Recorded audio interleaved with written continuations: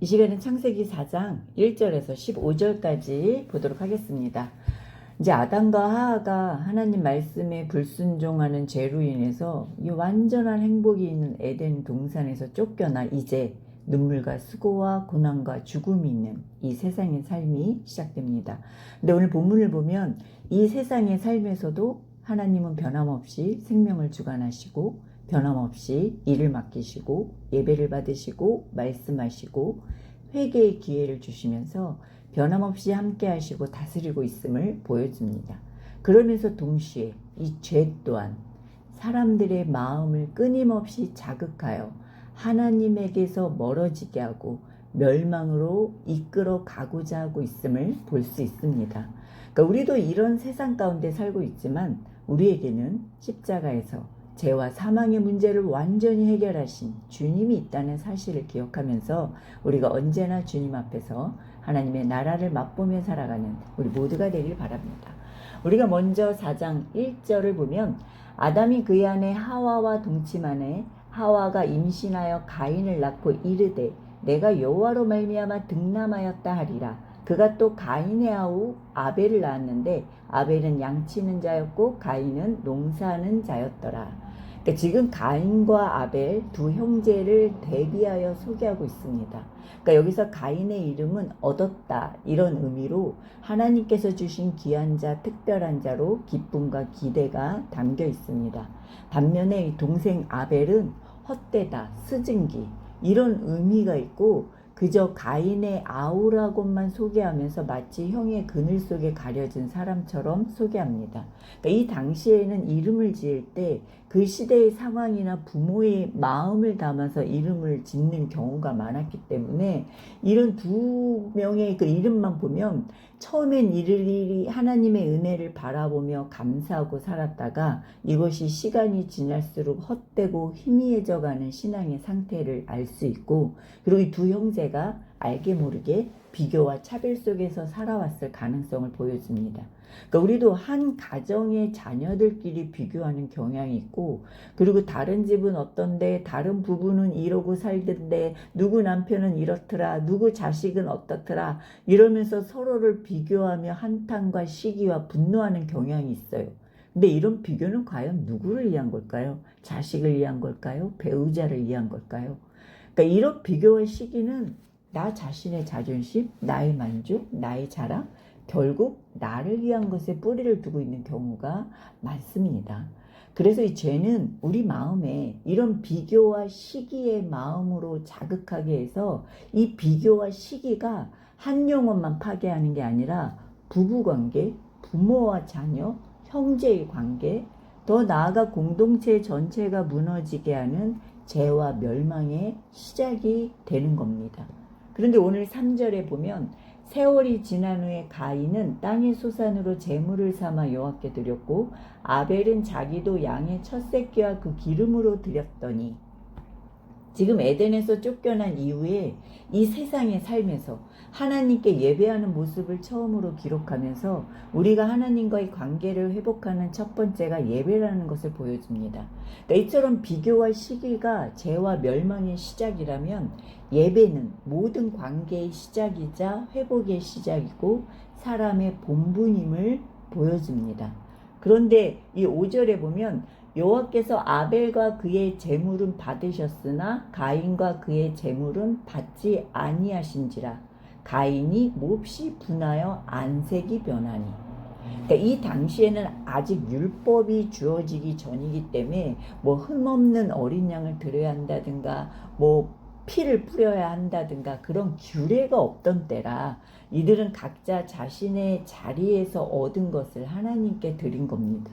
그런데 하나님께서 아벨의 제물은 받으셨고 가인의 제물은 받지 않으십니다. 그러니까 제가 예전에 이 본문을 보면서 난 성도들이 그냥 예배의 자리만 앉아 있어도 너무 좋던데 그냥 교회 문을 열고 들어오만 와도 세상을 다 얻은 것 같은 기쁨이 있던데 그리고 우리도 때로는 형식적이거나 의무적으로 예배를 드릴 때도 있고 그리고 우리는 늘 완전하지 않잖아요. 그래서 하나님께서 예배를 안 받으셨다는 건 어떤 걸까 하면서 되게 심각하게 고민하고 기도했던 적이 있어요. 이럴 때 오늘 6절에 보면 여호와께서 가인에게 이르시되 내가 분하여 함은 어찌 됨이냐 안색이 변함은 어찌 됨이냐 너가 선을 행하면 어찌 낯을 들지 못하겠느냐. 그러니까 지금 하나님께서 이렇게 화가 나고 못마땅한 것이 무엇이 때문인지 잠잠히 생각해 보라고 하시는 겁니다. 그러니까 가인이 하나님 말씀대로 잠잠히 돌아보면서 아, 내가 동생이 칭찬받으면 좋은 건데 내가 왜 이렇게 시기가 날까? 내가 가인이라는 이름처럼 날 때부터 사람들에게 특별한 인정을 인정과 사랑을 받아다 보니까 내가 최고인 줄 알고 살았구나. 내가 나도 알게 모르게 교만했구나. 그러니까 이런 깨달음으로 다시 하나님 앞에 겸손히 서야 되는 거예요. 근데 지금 가인은 하나님께서 자신의 것을 받고 안 받고가 중요한 것이 아니라 자기가 인정받지 못하고 자신보다 못하다고 생각했던 아벨보다 자신이 뒤떨어졌다는 것에 견딜 수가 없습니다.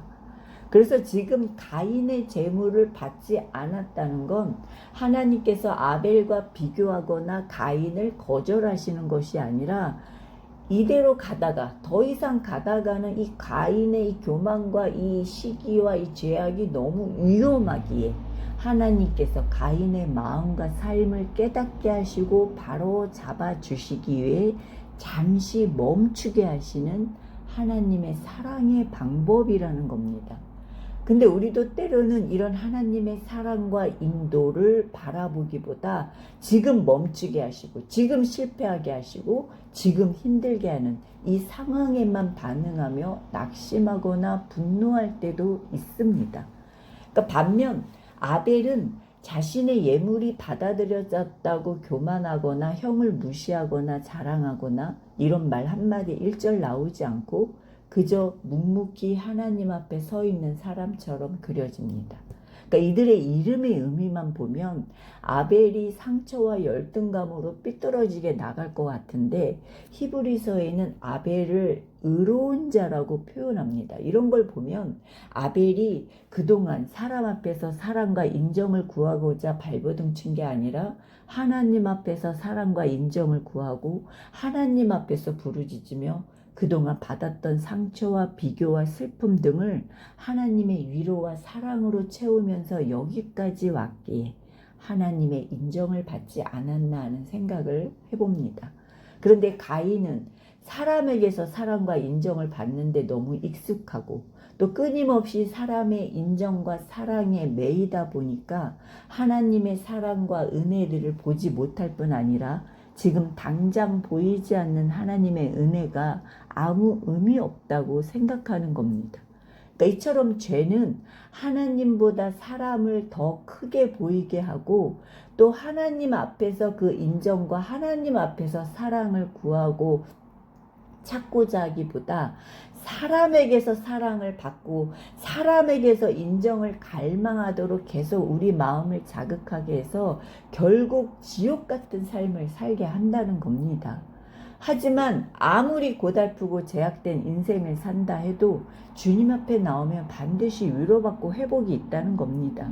아무리 상처가 깊고 환경이 어렵다 해도 주님의 십자가 은혜는 반드시 새롭게 하고 승리하게 하신다는 겁니다. 그래서 하나님께서는 오늘 여기 7절에 이어서 내가 선을 행하면 어찌 낯을 들지 못하겠느냐 선을 행하지 아니하면 죄가 문에 엎드려 있느니라 죄가 너를 원하나 너는 죄를 다스릴지니라. 그러니까 여기서 죄가 문 앞에 엎드려 있다고 한 것처럼 이 죄가 더 큰 죄악으로 자리 잡기 위해 기회를 노리고 있다는 거예요. 그래서 우리가 안 좋은 마음을 계속 품고 있다면 더 큰 죄악과 파멸로 갈 것이라는 겁니다. 그래서 죄를 다스릴지니라 이렇게 말씀하신 건 안 좋은 생각을 계속 품지 말고 안 좋은 말은 이제 멈추고 그리고 말씀을 붙들고 기도와 감사와 찬양으로 내 마음의 문을 단단히 지키라는 겁니다. 충분히 다스릴 수 있고 반드시 회복이 있다는 겁니다. 그런데 가인은 끝내 다스리지 못하고 결국 아벨을 죽입니다.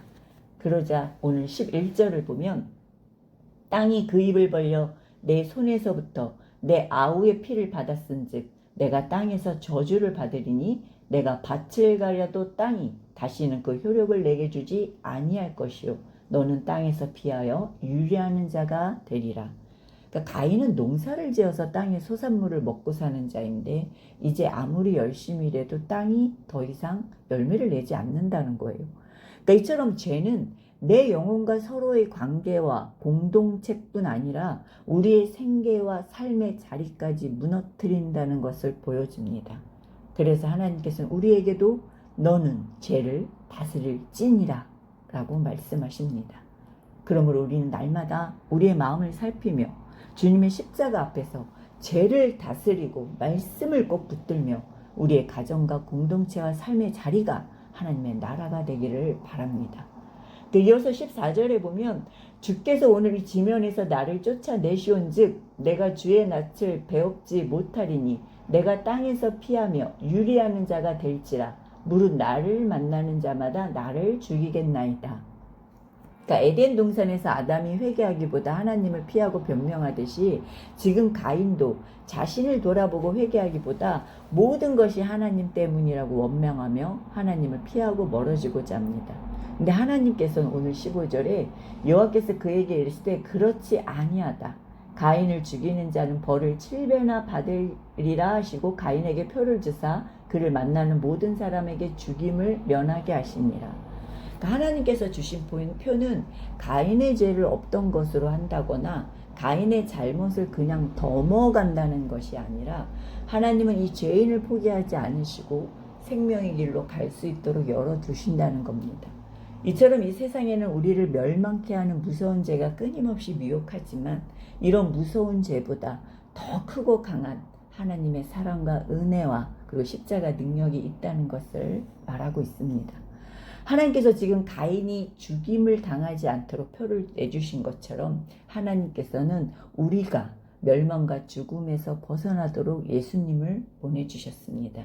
우리에겐 너무나도 확실한 생명과 축복의 표를 내 손에 이미 가지고 있습니다. 그러게 우리가 죽이고 뺏고 멸망시키고자 우리 마음을 자극하는 그 죄에게 끌려가는 게 아니라 확실한 표인 예수의 이름과 말씀을 붙들며 내 영혼과 가정과 교회와 삶의 자리가 날마다 하나님의 나라가 되기를 주님의 이름으로 축원드립니다.